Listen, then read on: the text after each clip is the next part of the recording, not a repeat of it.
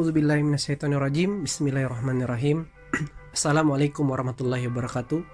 Qala rabbi shrah li sadri wa yassir li amri wal uqdatam min lisani yafqahu qawli.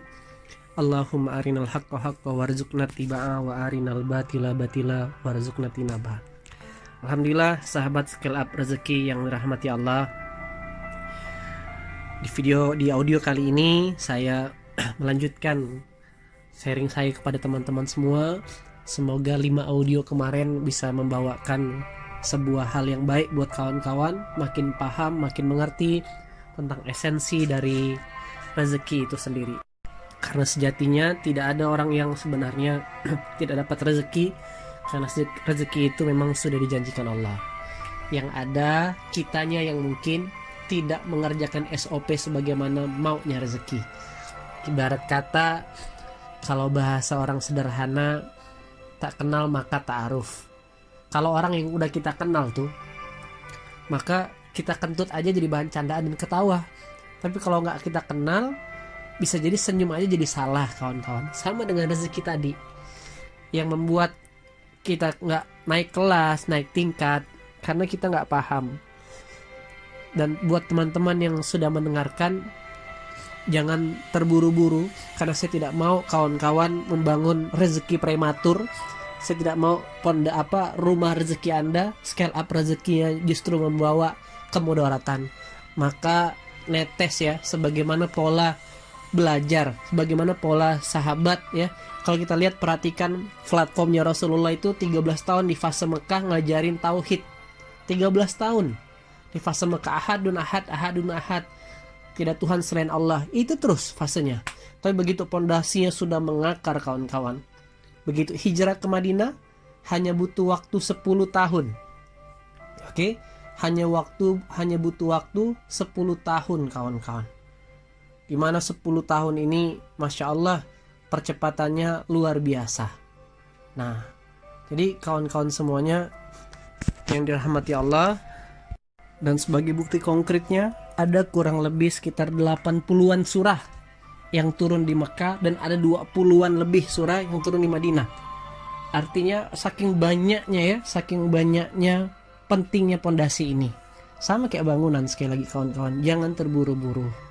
Nah, dan maka antum yang masih konsisten dengarkan, selamat, kawan-kawan sedang menuju tahap yang betul. Nah, di awal saya sebenarnya ngelompat di muqaddimah. Maka di audio ke-6 nih saya bahas lebih tartil. Pertama, ya kan, karena kita spesifikasi rezeki. Apa itu rezeki? Saya ngeresum 5 audio di awal. Rezeki yang baik-baik datangnya dari Allah.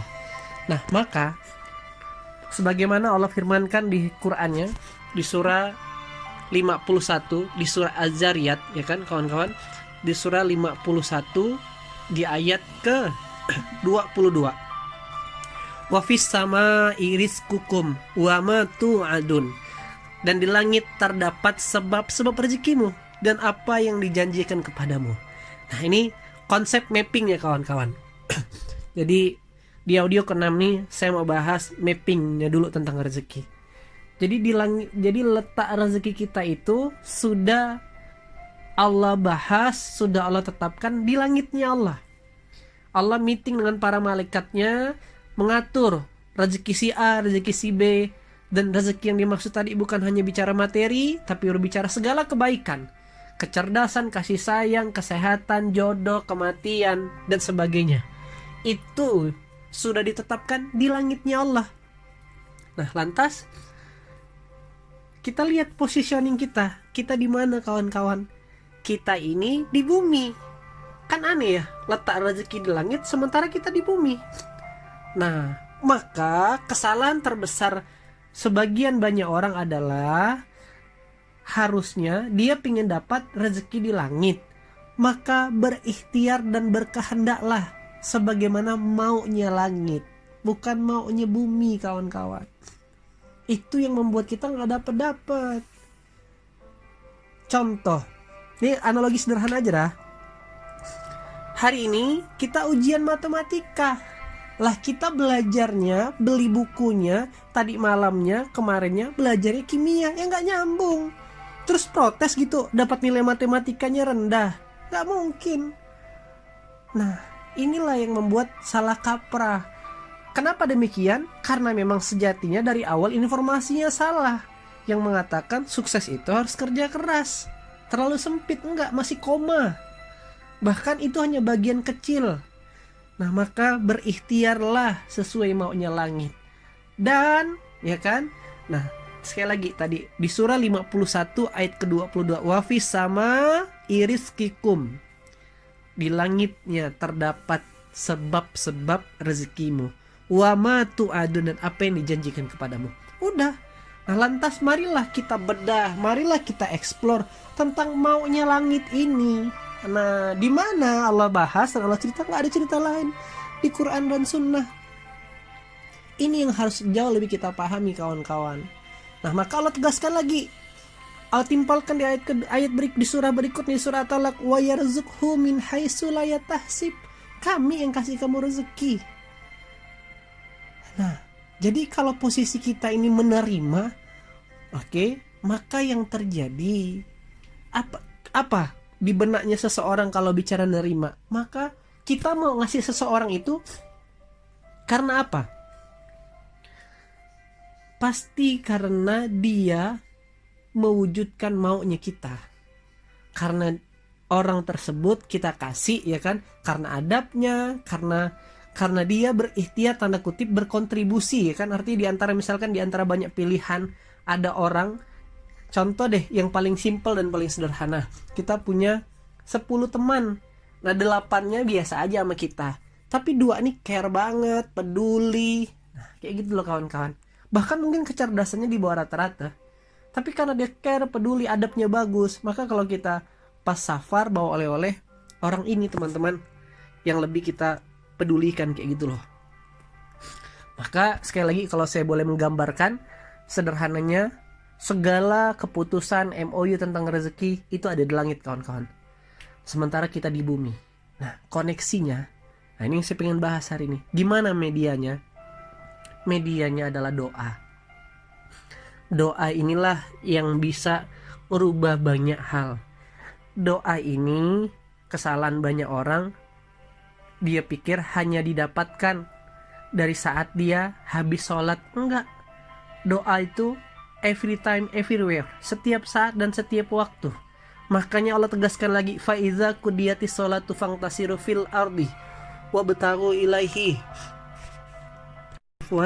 wabtaghu min fadlillah washkurullaha katsiran la'allakum tuflihun. Apabila selesai sholat, maka bertebaran di muka bumi, carilah karunia Allah dan ingatlah Allah banyak-banyak agar kamu beruntung.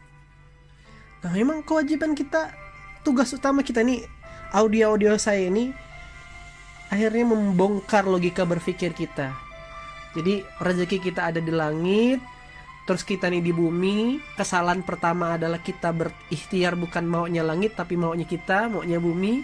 Informasi yang lebih banyak kita terima informasi di bumi, workshop bisnis, manajemen dan sebagainya. Itu tidak salah saya bilang ya. Tapi ada hal yang lebih penting, yaitu maunya Allah. Dan itu koneksi antara kita sebagai penduduk bumi dengan penentu ketetapan rezeki kita ada di langitnya Allah. Dan itu media koneksi namanya doa. Dan doa itu sebenarnya adalah proses seorang hamba untuk terus mengingat Allah. Gimana caranya, Ustaz? Gimana caranya? Banyak. Yang pasti puncaknya doa lewat sholat. Anda bisa berzikir, bisa bersolawat, bisa aktualisasi doa dengan sedekah, dengan membaca Quran, dengan menolong orang, berbuat baik. Nah, itulah elemen-elemen yang mempengaruhi rezeki. Nah, jadi kawan-kawan harus paham dulu mappingnya nih, kawan-kawan. Sehingga banyak kita temui. Jadi otak saya ini mulai berubah ketika banyak saya temui orang-orang, dan saya mulai berpikir sederhana itu gini ya. Ini penting, ini hipotesa sederhana.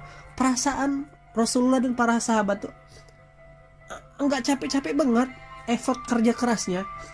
Anda seribet orang modern zaman sekarang mengkret, tanda kutip, kalau bicara harta. Umar bin Khattab tuh punya 70.000 ladang pertanian.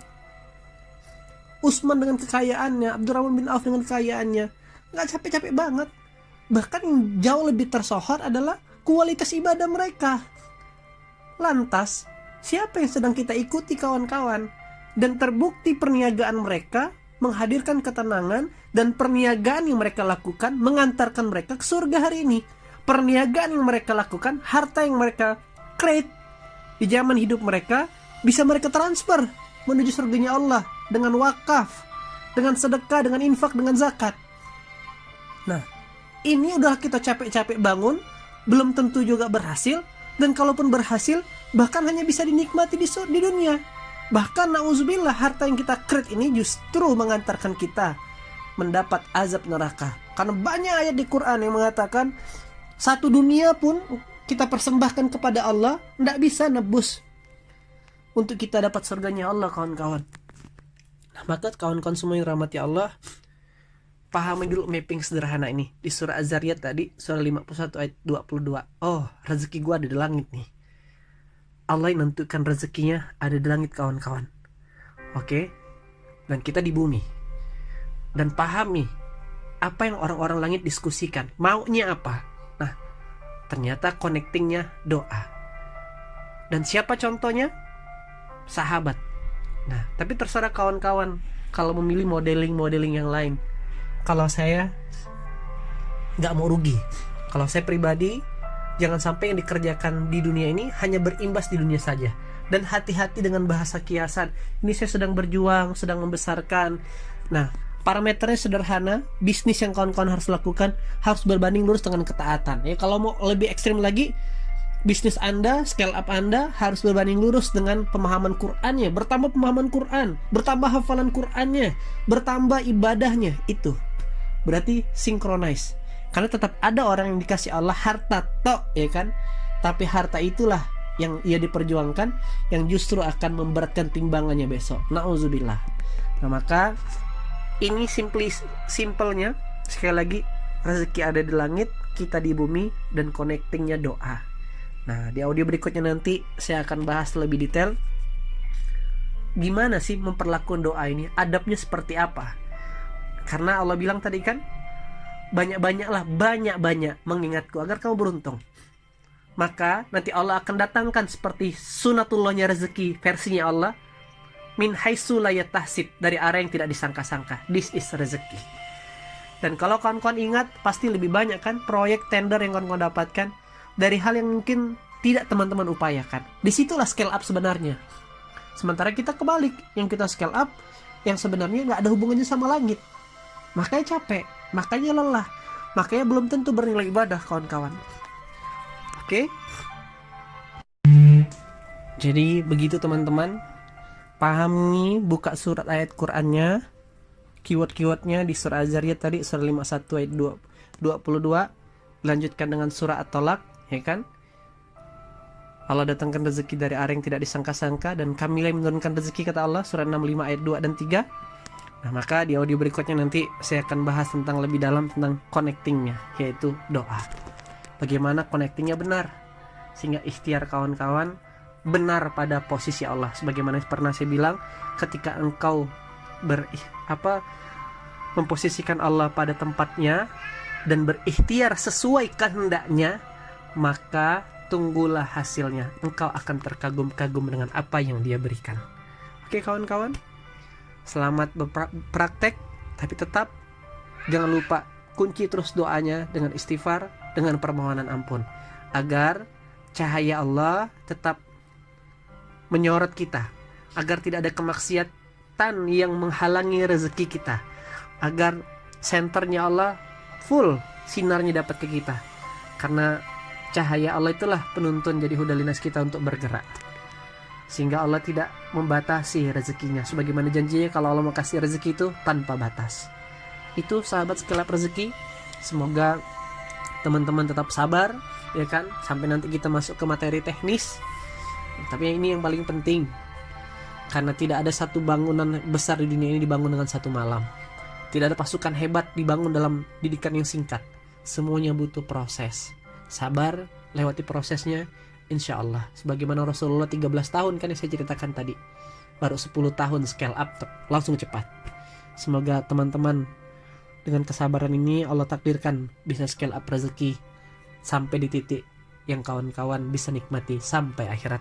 Assalamualaikum warahmatullahi wabarakatuh.